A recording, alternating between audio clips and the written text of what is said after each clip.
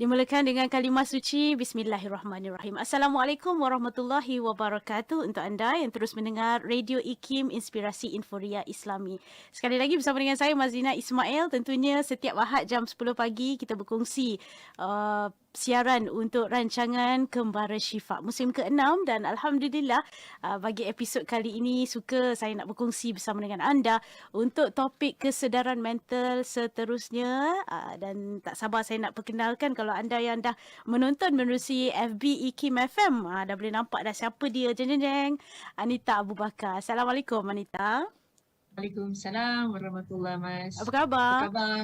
Baik, Alhamdulillah. Mas macam mana? Alhamdulillah sihat. Lama kita tak bersiaran bersama. Lama tak jumpa Mas. Ya, jadi suka kita nak berkongsi sekali lagi bersama dengan Anita. Untuk tajuk kita minggu ini kita bercakap tentang kekuatan terapi sokongan dalam kesihatan mental. Dan saya suka nak perkenalkan Anita merupakan Presiden MIASA iaitu Persatuan Kesedaran dan Sokongan Penyakit Mental.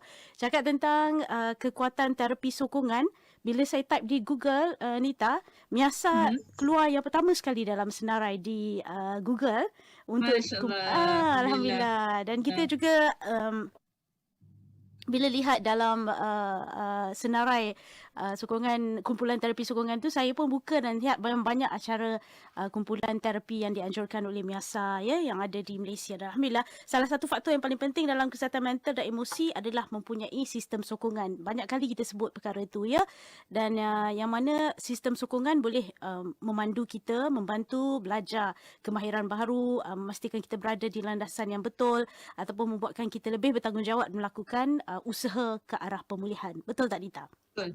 Okay. So, jadi insyaAllah kita nak mulakan dengan apa yang dikatakan sebagai kumpulan sokongan atau dalam bahasa Inggeris support group dalam penjagaan kesihatan mental. Silakan Nita. Boleh. Bismillahirrahmanirrahim. Assalamualaikum warahmatullahi taala wabarakatuh. Terima kasih banyak-banyak Mas. Terima kasih kepada pihak IKIM kerana terus memperjuangkan kepentingan kesihatan mental, membincangkan topik-topik yang berkaitan Mas dengan isu kesihatan mental, penyakit mental dan sebagainya. Saya sangat berharap mereka yang mendengar, para pendengar dan juga para penonton Mas. Sekarang dah ada Facebook Live. Alhamdulillah, hikmah pandemik COVID-19 ni. Betul. Jadi pada pendengar IKIM dan juga yang menonton, saya harap daripada perkongsian hari ini kita dapat sama-sama mencari bantuan. Semoga apa yang dikongsikan menjadi panduan kepada rakan-rakan seperjuangan saya di luar sana dan juga terutamanya penjaga-penjaga Mas Okey, Mas, sedikit insights lah untuk sokongan ataupun kumpulan sokongan peer ni Mas. Sebenarnya kami dah menjalankan tahun ni, Alhamdulillah Mas, tahun kelima dah. Okey. Dah lama Mas sebenarnya membuat sokongan peer ni. Di Malaysia sebenarnya masih baru sokongan peer dan MIASA sebenarnya Mas, buat pengetahuan semua, adalah NGO pertama yang menjalankan program sokongan peer ni Mas. Walaupun dah lama sebenarnya dia menjadi evidence based daripada tahun 1999. Dah 22 tahun dah Mas sebenarnya. Tapi ia sesuatu yang masih baru di Malaysia. Alhamdulillah kami dah membuat kumpulan sokongan ni ataupun peer support ni setiap bulan. Bukan sahaja di MIASA Mas, tetapi juga kami mendapat banyak jemputan daripada luar, organisasi luar, daripada pihak hospital dan juga daripada kumpulan-kumpulan lain yang inginkan sokongan di tempat kerja contohnya. Jadi kadang-kadang orang berfikir bahawa kumpulan sokongan ini hanya untuk mereka yang ada penyakit mental, tapi sebenarnya dia boleh untuk sesiapa sahaja Mas. Jadi sebagai contoh, apabila kita buat di organisasi di workplace mereka yang join kumpulan sokongan ni tidak semestinya mereka yang bertarung dengan penyakit mental, mungkin yang ada isu kesihatan mental, mungkin mereka yang normal, yang stres, banyak yang terkesan kesihatan mental kerana pandemik COVID-19 ini, kerana the measures of the lockdown dan sebagainya. Jadi apa yang kita lihat sebenarnya banyak research, banyak data tentang bagaimana kumpulan sokongan ini membantu Jadi kita bila masuk kepada kumpulan sokongan ni, ia bukan sahaja mereka yang berjuang dengan penyakit mental, mental health advocates dan juga sukarelawan MIASA. Kita duduk bersama berkongsi pengalaman kita, menjadi kekuatan semangat kepada rakan-rakan yang lain cuba mencari makna ataupun purpose ya dalam kehidupan ini, memahami hikmah di sebalik perjuangan yang kami sama-sama hadapi, dan juga memberikan dorongan, inspirasi dan juga sebenarnya Mas jalan keluar kepada apa yang kita melalui sebenarnya. Kerana apabila kita mempunyai penyakit mental ni Mas, kadang-kadang kita rasa keseorangan. Ya. Kerana kita merasakan penyakit ni unik. Tambah-tambahan lagi dulu-dulu sebelum awareness tentang kepentingan kesihatan mental ni diperbincangkan secara meluas, kita merasakan bahawa kita sahaja yang mempunyai penyakit mental, dan disebabkan oleh itu kita mudah sebenarnya untuk putus harap dan tidak nampak jalan keluar tersebut. Ya. Jadi apabila kita datang kepada sesi kumpulan sokongan ini, kita mendapatkan tahap penerimaan, pemahaman dan pengesahan yang sukar didapati dalam hubungan profesional yang lain. Jadi acceptance, understanding and validation tu Mas. Jadi ini sebenarnya daripada banyak data-data yang dikongsikan, kajian yang dijalankan, ia memberikan satu sinar harapan, memberikan kekuatan semangat dan inspirasi kepada rakan-rakan yang sama-sama berjuang dengan sesuatu isu. Jadi tidak semestinya penyakit mental yang bertarung dengan substance abuse ya, penyalahgunaan dadah dan alkohol. Ini juga one area that is very big lah kalau kita bercakap tentang kumpulan sokongan. Kalau Mas tahu dan anda di luar yang mendengar ya tentang Alcoholic Anonymous Mas. Ya. Jadi Alcoholic Anonymous sebenarnya yang membuka jalan kepada kumpulan sokongan. Sebab Alcoholic Anonymous ditubuhkan 1935 disebabkan oleh mereka dan kumpulan-kumpulan advokasi yang seterusnya menyebabkan kumpulan sokongan ataupun peer support ataupun terapi sokongan ini menjadi evidence based pada tahun 1999. Jadi perjuangan tu jauh dan lama sebenarnya Mas. Tapi ini terbukti berkesan. Ramai sebenarnya Mas daripada rakan-rakan saya yang datang ke kumpulan sokongan di Miasa ni memberitahu saya apabila mereka datang je ke circle time, kita panggil circle time, di mana mereka rasa seperti mati hidup semula Mas. Masya Allah, Alhamdulillah. Jadi inilah apa yang kami lakukan di dalam kumpulan sokongan ataupun sesi kumpulan sokongan ini Mas. Alhamdulillah. Alhamdulillah. Jadi kita nak katakan di sini sebenarnya ada banyak jenis sokongan dalam kumpulan ataupun sokongan terapi kumpulan ni ya. Ada banyak jenis. Bukan semestinya juga mereka yang hanya mempunyai isu kesihatan mental. Kadang-kadang mereka yang terjejas ataupun terganggu kesihatan mental mereka, terutama dengan trauma tertentu ataupun insiden tertentu seperti COVID dan sebagainya, boleh menyertai. Sebenarnya agak umum saya. Jadi siapa yang terlibat ketika sesi perkongsian dalam support group yang berlangsung Nita selalunya? Selalunya kalau di Miasa kami mengalu-alukan sudah tentu peers ya, mereka yang bertarung dengan penyakit mental, mental health advocates yang ingin berkongsi, mungkin mereka yang dah melalui proses penyembuhan untuk membantu rakan-rakan lain yang masih bertarung ya Mas dengan penyakit mental. Dan kami sangat mengalu-alukan juga para penjaga Mas, jadi ahli keluarga dan juga rakan-rakan yang membantu ataupun menjadi sistem sokongan seseorang individu itu sendiri untuk mereka lebih memahami. Sebab it's very typical ya Mas, apabila ahli keluarga sendiri ataupun sahabat baik yang mendapat penyakit mental, kita selalunya lebih keras.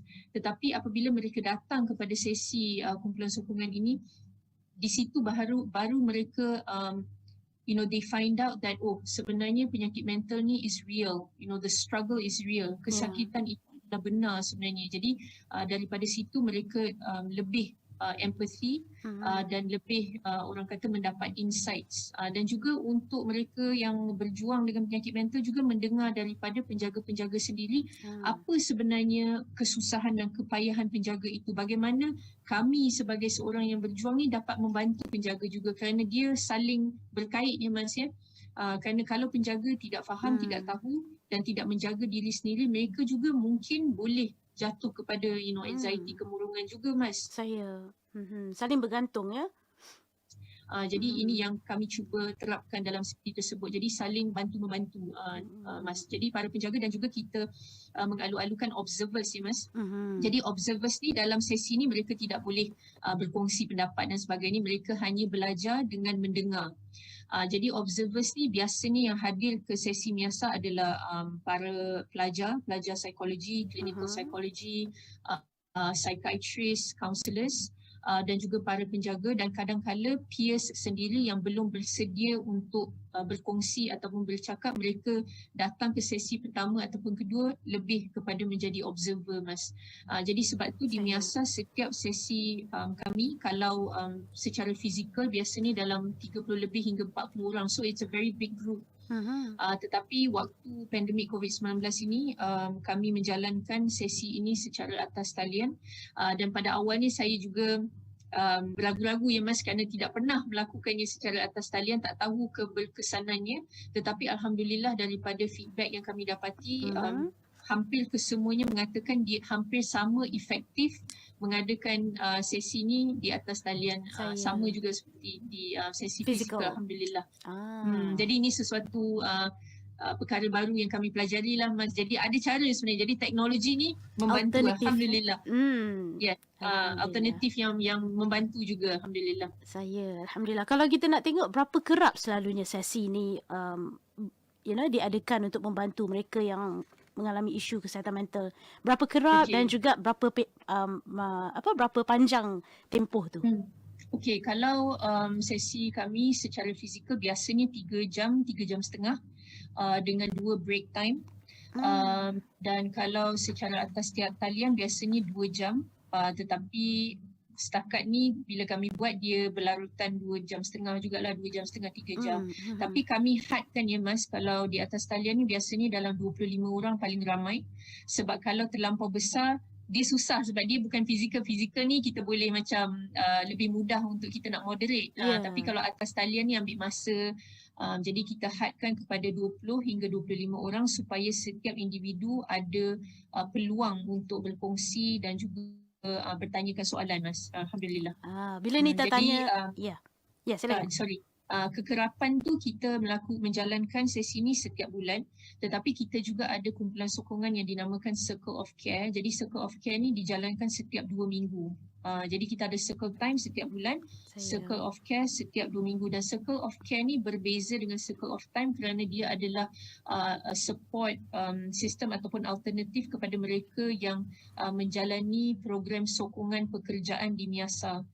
Jadi apabila individu they join the program sokongan pekerjaan ini, kami memberikan alternatif untuk masuk ke dalam sesi Circle Time juga, as a way support mereka. Seperti yang kita tahu banyak diskriminasi di tempat kerja, mereka yang ada penyakit mental. Jadi untuk menyokong mereka di tempat kerja supaya mereka dapat sustain pekerjaan itu dengan lebih baik, kami bertemu dengan rakan-rakan seperjuangan kami di tempat kerja ni setiap 2 minggu, Mas, untuk menyokong mereka. Jadi kita lihat sokongan itu lebih holistik lah, bukan setakat untuk individu tapi juga persediaan untuk dunia di luar, bekerja, sekolah dan sebagainya. Okey, bila Nita sebut tadi tentang boleh bertanya soalan dan sebagainya, mungkin tak ramai yang biasa atau familiar dengan bagaimana sesuatu support group itu diadakan. Kalau kita tengok TV, dalam bulatan, perkongsian, hai, saya ada masalah itu. Macam tu ke, ataupun macam mana sebenarnya kebiasaan aktiviti yang berlaku semasa perkongsian? Betul. Jadi seperti yang saya sebutkan tadi, Mas, nama kumpulan ataupun sesi ni dinamakan Circle Time. Jadi circle bulatan. Jadi kami duduk secara bulatan lah, Mas, jadi apa yang berlaku, kita ada tiga rounds, 3 rounds. Jadi yang pertama semuanya diminta untuk memperkenalkan diri. Kemudian pusingan kedua kita akan bercakap tentang tema pada bulan itu. Jadi setiap sesi ada tema yang berbeza. Jadi tema ni kenapa kita setkan tema, Mas, supaya dia menjadi satu point untuk mereka berkongsi. Sebab kalau kita tak ada tema, nanti orang macam krik-krik kan, tak tahu macam mana nak bermula, tidak tahu apa yang nak berkongsi. Jadi bila kita ada tema, kita ada sedikit panduan lah, a guideline. Jadi hala untuk tuju, mereka tahu hala tuju untuk mereka berkongsi. Jadi begitu. Dan kemudian pusingan ketiga saya buka kepada Q&A lah. Jadi sesiapa yang ada soalan, sesiapa yang ada any concerns, mereka boleh meluahkan pada pusingan ketiga, Mas. Jadi biasanya begitulah sesi yang kami jalankan. Tapi kita terbuka ya, Mas. Jadi sesiapa yang nak bertanya ataupun bercakap, kita tak ada mengikut orang A, individu A dulu kemudian individu B. Dia tak ada. Siapa saja yang bersedia ataupun apabila seseorang individu itu berkongsi, kita nak memberikan feedback untuk membantu dialu-alukan Mas. Jadi dia lebih kepada perbincangan yang santai. Ya. Begitu. Berapa besar selalunya kumpulan sokongan tu? Okay, kalau secara fizikal biasanya 30 lebih individu dalam satu masa. Kalau observers, biasanya observers dalam 5-7 orang begitu. Dan kalau di atas talian dalam 20 hingga 25 individu biasanya. Kita limit lah kalau di atas talian ni memang kami hadkan. Untuk memberi ruang lebih banyak supaya boleh berkomunikasi. Okey. Betul, sebab kalau tak nanti ada yang tak dapat peluang untuk berkongsi sebenarnya Mas ataupun bertanyakan soalan. Begitu. Okey. Tadi Nita ada kata ada tema-tema tertentu. Mungkin boleh kongsi juga untuk rakan pendengar dan penonton kita. Selalunya apa isu-isu ataupun tema-tema yang dibincangkan dalam support group ataupun Miasa sendiri? Betul, boleh. Okey, jadi tema-tema ni kita tengok kadang-kadang kita mengikut apa yang trending. Kita pun ikut trend juga. Okey. Tapi biasanya kita melihat keperluan. Jadi apa yang kita lakukan contohnya kalaulah pada waktu pandemik COVID-19, kita punya topik-topik lebih kepada pandemik, topik-topik yang berkaitan dengan pandemik COVID-19 lah. Jadi apakah cabaran-cabaran yang dihadapi, mungkin isu-isu tentang work from home, mungkin cabaran-cabaran dengan uncertainties contohnya, hope and inspiration, apa yang individu-individu ini perlukan daripada masyarakat contohnya, apakah jenis-jenis stigma yang berlaku pada waktu pandemik, apakah COVID response buat mereka yang bertarung dengan penyakit mental. Jadi ini adalah topik-topik yang kita bincangkan Mas, dan ia sebenarnya sangat membantu Alhamdulillah. Dan ia juga membantu Miasa untuk kita melihat apa gaps dan apa yang kami boleh lakukan untuk bridge these gaps ataupun close that gap better Mas. Jadi ia juga menjadi salah satu cara untuk Miasa melihat keperluan penjaga-penjaga dan juga mereka yang bertarung dengan penyakit mental. Alhamdulillah. Alhamdulillah. Terima kasih Nita. Cuma kalau kita boleh pergi lebih dalam bila kita bercakap tentang membantu. Nita ada sebut tadi kan, membantu mereka yang sedang diuji dengan isu kesihatan mental. Kadang-kadang mereka yang sedang berada dalam fasa sakit diuji dengan penyakit mental ni ada perasaan tak nak keluar, rasa malu untuk berkongsi dan rasa kadang-kadang inferior, rendah diri untuk bercakap. Ada juga yang rasa masalah saya kecil dan sebagainya. Asasnya tak nak berkongsi dengan orang. Dan bagaimana kita nak maklumkan kepada mereka ni sebenarnya support group ataupun kumpulan terapi kumpulan sokongan ni boleh membantu mereka. Okey, Alhamdulillah Mas. Apa yang saya dah lihatlah daripada pengalaman saya dan Miasa selama 5 tahun tahun ni tahun kelima yang menjalankan perkhidmatan, pelbagai perkhidmatan termasuklah program sokongan ini. Biasanya apabila individu di luar tahu bahawa Miasa adalah mereka yang bertarung dengan penyakit mental, biasanya tidak susah untuk mereka open up. Kerana apabila mereka tiba sahaja di Miasa, mereka merasakan Miasa ini adalah satu zon selamat. There's no judgement, tidak ada labeling, banyak empathy yang diberikan, lebih kepada kita sedia untuk mendengar tanpa menghukum Mas. Jadi cabaran untuk Miasa daripada segi orang tidak mahu berkongsi tidak banyak sebenarnya, mungkin ada tapi segelintir saja Mas. Dan biasanya apabila mereka dah datang ke sesi circle time, mendengar dahulu. Maksudnya mereka datang kali pertama belum bersedia, tapi apabila mendengar daripada rakan-rakan yang lain, mereka menjadi terbuka Mas. Mereka dapat rasa, saya dapat relate. Rupanya saya bukan keseorangan. Rupanya apa yang saya lalui ini bukan unik. Ada juga orang yang mungkin lebih teruk daripada saya. Jadi ini memberikan salah satu encouragement untuk mereka open up dan berkongsi. Dan kadang-kadang Mas, apa yang kita tengok, mereka yang pada mulanya tidak mahu berkongsi, mereka pula yang berkongsi banyak.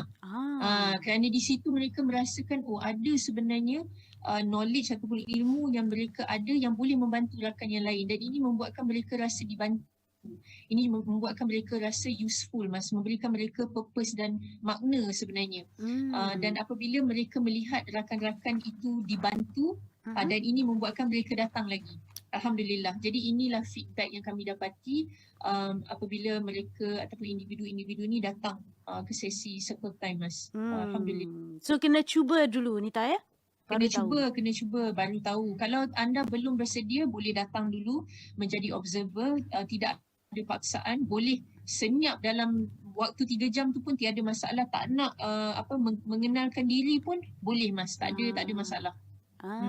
Gitu dia. Memang lebih bersifat terbuka untuk sesiapa saja Yes, menyertai. Kalau nak kongsi boleh betul. kongsi, tak nak pun diam dan perhatikan Boleh. saja. Ya. Boleh. Ia adalah Okey. satu safe space, zon selamat sebenarnya untuk sesiapa pun. Dia berbeza begini Thomas. Okey. Apabila you go to a clinical setting di hospital ataupun klinik ataupun kita berjumpa dengan pakar psikiatri, kadang-kadang kita rasa tertahan-tahan apabila hendak berkongsi. Terutamanya mereka yang battle suicidal thoughts, ideation ataupun yang self-harming, yang mencederakan diri sendiri ataupun yang ada harmful coping mechanisms dan sebagainya. Kerana kita tahu apabila kita berkongsi sebegitu, mungkin ada there is a chance that kita mungkin akan dimasukkan ke ward, mungkin ada diberikan paksaan untuk makan ubat-ubatan tertentu sebagai contoh ya. Tetapi kalau mereka datang kepada sesi kumpulan sokongan ini, itu semua tak ada Mas. Mereka boleh berkongsi, rasa selamat, jadi kita boleh mengatakan contohnya berkongsi, saya sebenarnya sukar untuk memberhentikan mencederakan diri contohnya ya. Dan kemudian rakan yang lain boleh memberikan sedikit tips ya bagaimana untuk membantu supaya kita dapat membuang habit tersebut contohnya. Begitu. Kalau kita pergi ke clinical setting dia berbeza ya. Nanti because kita, sebagai doktor kita ada tanggungjawab yang perlu dilakukan. Bukan bermaksud kumpulan sokongan tidak ada tanggungjawab, tapi kita lebih memahami dan boleh memberikan insights kerana kita dah melaluinya Mas. Jadi kita tahu bagaimana rakan kita rasa dan kita tahu apa yang rakan kita perlukan pada waktu itu. Begitu Mas. Jadi dia berbeza because it is lived experience. I see. Dia lebih ringan, lebih santai. Tetapi lebih kepada sudut sokongan. Betul Nita? Betul. Okey. Alhamdulillah. Alhamdulillah. Kalau kita sebut di awal tadi, sebenarnya ada banyak jenis kategori kumpulan sokongan kan? Bukan Betul, sahaja banyak. kesihatan mental. Tapi kita nak tahu juga, kalau sekiranya ada mungkin mereka yang ingin memulakan kumpulan sokongan mereka, ada ke panduan tertentu yang Nita belajar atau Nita nak kongsikan untuk mereka yang ingin menyertai untuk memastikan ini satu panduan untuk memulakan kumpulan terapi sokongan? Boleh. Yang paling penting pertamanya Mas, apabila kita nak membuat kumpulan sokongan, kita sendiri kena mengakui apa yang kita ada. Maknanya kalau kita ada penyakit mental, kita kena berterus terang. Kita kena disclose yang saya ada penyakit mental, barulah orang nak datang kepada kumpulan sokongan ni. Sebab dia it cannot be, sebab kalau tak orang akan rasa apa yang individu ni tahu, kenapa dia nak membuat kumpulan sokongan, dia pun tak pernah melaluinya sebagai contoh ya. Itu yang pertama. Keduanya, kita kena mewawarkan maknanya daripada segi marketing lah Mas. Sebab saya tengok ada salah satu peer Miasa yang telah memulakan AWAS, Awareness Against Suicide, sebuah social media platform. Kerana dia sendiri adalah suicide loss survivor ya Mas.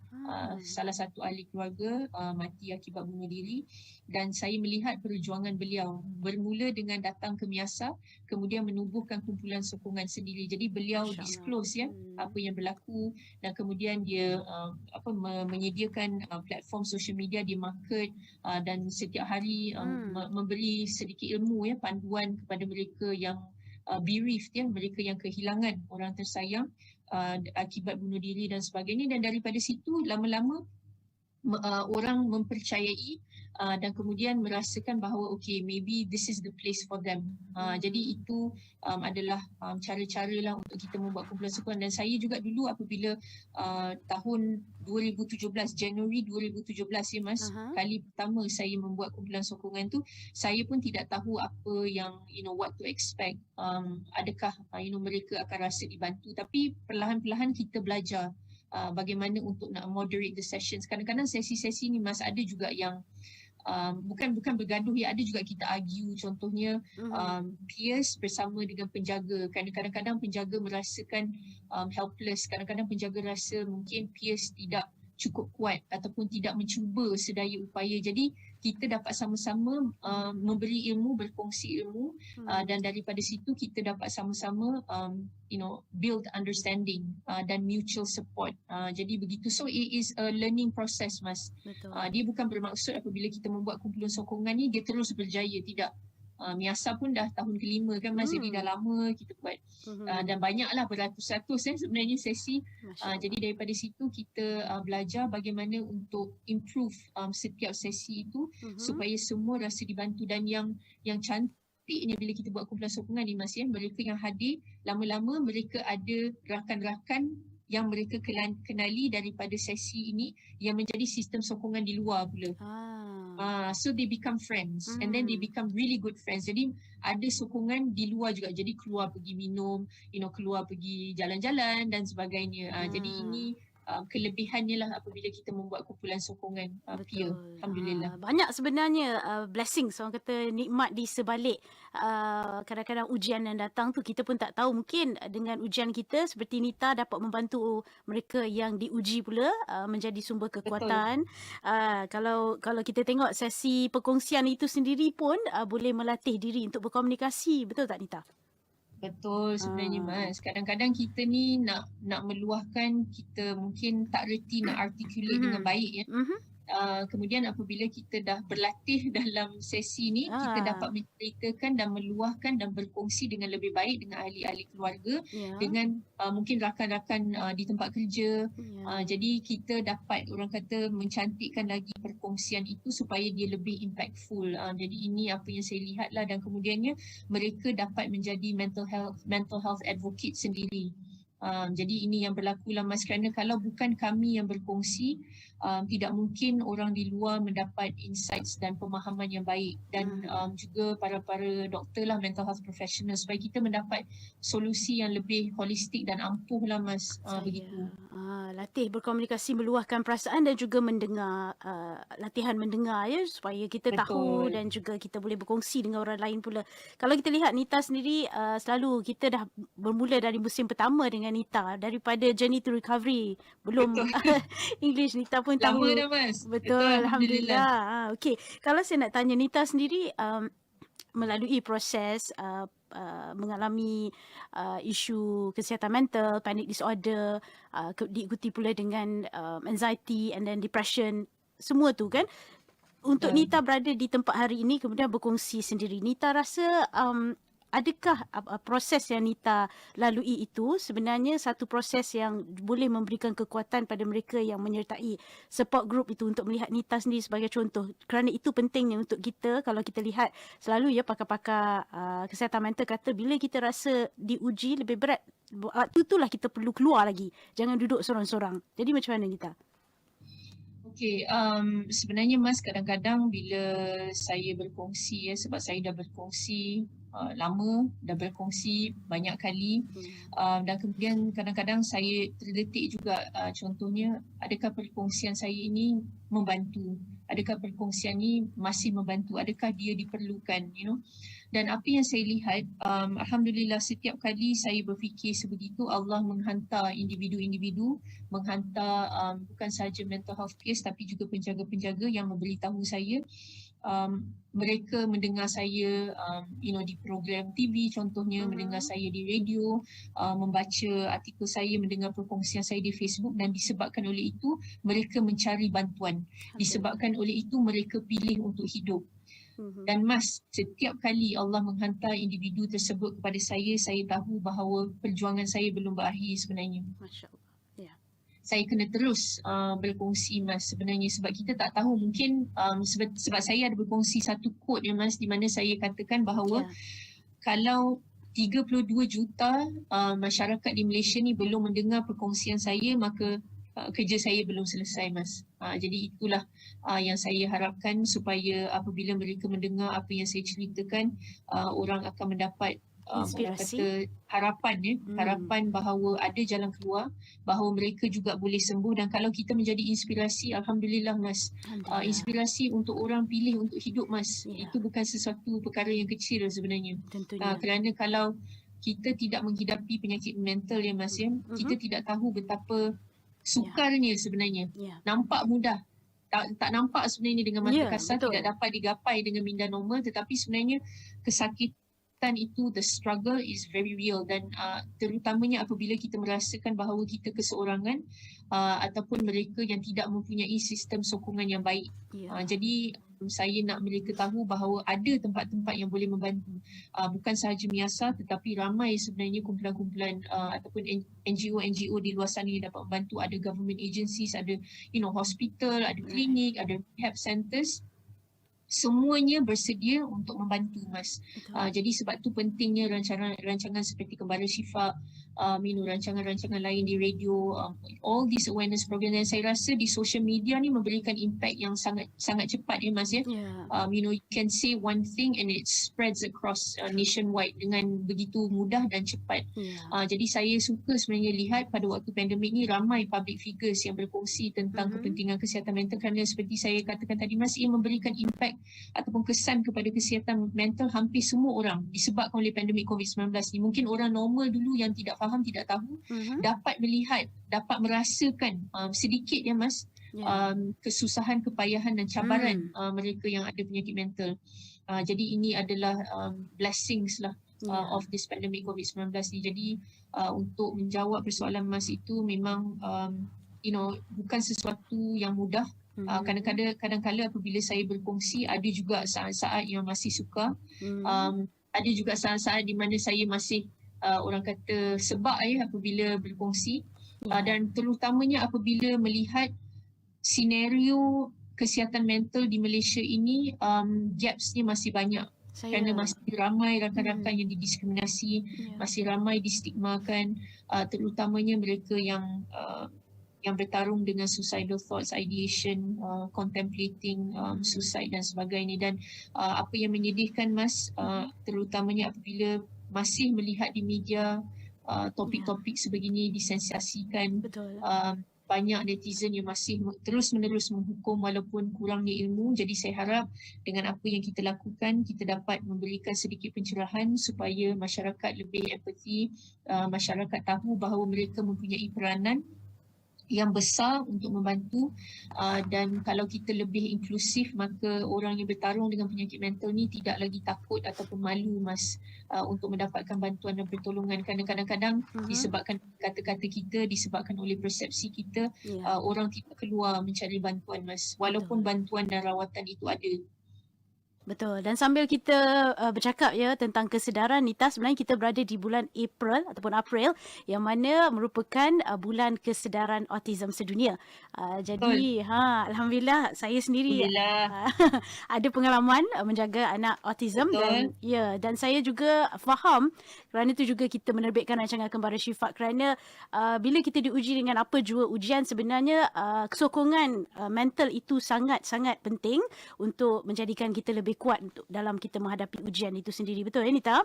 Ya, betul. Tanpa sokongan susah, Mas, proses penyembuhan nak berlaku sebenarnya. Jadi, Mas, terima kasih banyak-banyak. Saya tahu tidak mudah menjaga anak yang mempunyai autism. Ramai sebenarnya di MIASA juga yang ada adik-beradik ahli keluarga yang mempunyai autism. Kami sama-sama menyokong, memberikan kata-kata semangat untuk mereka juga. Alhamdulillah. Tapi itulah yang pentingnya, kita mesti duduk berjemaah supaya kita terus memberikan kekuatan, sokongan antara satu sama lain. Dan kita bercakap tentang kekuatan terapi sokongan, kepentingannya dalam kesihatan mental. Mungkin saya nak bagi Nita ruang untuk memberikan conclusion ataupun rumusan, nasihat kepada mereka di luar sana dalam nak mencuba terapi sokongan ni. Silakan. Kepada anda yang mendengar dan menonton program Kembara Syifa kita pada hari ini, saya sangat sarankan kepada anda yang belum pernah mencuba terapi kumpulan sokongan ataupun peer support ini, saya alu-alukan cuba datang, jangan duduk sorang-sorang, kerana ramai sebenarnya di luar sana yang bertarung dengan penyakit mental. Kalau anda datang, anda boleh mendapat kekuatan semangat, boleh pelajari cara-cara untuk membina diri, membina keyakinan, kerana apa yang kita lihat daripada data dan juga kajian, apabila seseorang individu datang dalam sesi kumpulan sokongan, bukan sahaja membantu daripada pelbagai segi, tetapi yang paling penting, it reduces psychotic symptoms, dia juga mengurangkan kebergantungan kepada penyalahgunaan dadah dan alkohol. Ini juga terbukti Mas, Ya. dan juga mengurangkan mereka yang masuk ke ward psychiatry Mas. Ini daripada data dan kajian. Jadi mungkin kita dengar bunyinya simple, tetapi kalau anda belum datang anda tidak tahu betapa keberkesanannya dan betapa terbantunya kita rasa apabila melihat rakan-rakan yang saya juga sama Mas. Ramai yang datang kepada Miasa, datang kepada sesi ni selalu berkata, Puan Anita, saya rasa seperti mati hidup semula. Allah. Saya rasa seperti ada mereka yang memahami. Sebab kalau kita ada satu individu je Mas, satu je yang memahami, yang dapat validate apa yang kita rasa, itu saja sudah cukup Mas untuk membantu kita memudahkan proses penyembuhan kita ini, insyaAllah. Itu dia satu nasihat yang cukup penting untuk kita renung-renungkan. Yang penting kita kongsi-kongsikan, panjang-panjangkan juga supaya kita tak tahu siapa yang mendengar. Mungkin mereka yang mendengar itu amat memerlukan nasihat seperti ini ataupun sumber-sumber inspirasi, kekuatan ya Nita, dengan perkongsian yang ada dalam support group itu. Saya nak ucap terima kasih pada Nita kerana dalam kesibukan masa sempat untuk berkongsi dalam rancangan Kembali Syifa edisi kali ini, dan insya-Allah saya doakan semoga usaha Nita diberkati Allah dan terus diberikan kekuatan untuk berjuang dalam kesihatan mental, insya-Allah. InsyaAllah, amin. Mas juga ya. Terima kasih Mas. Terima kasih Kim. Alhamdulillah. Okey, sampai bertemu lagi Nita. Take care. Assalamualaikum. Waalaikumsalam.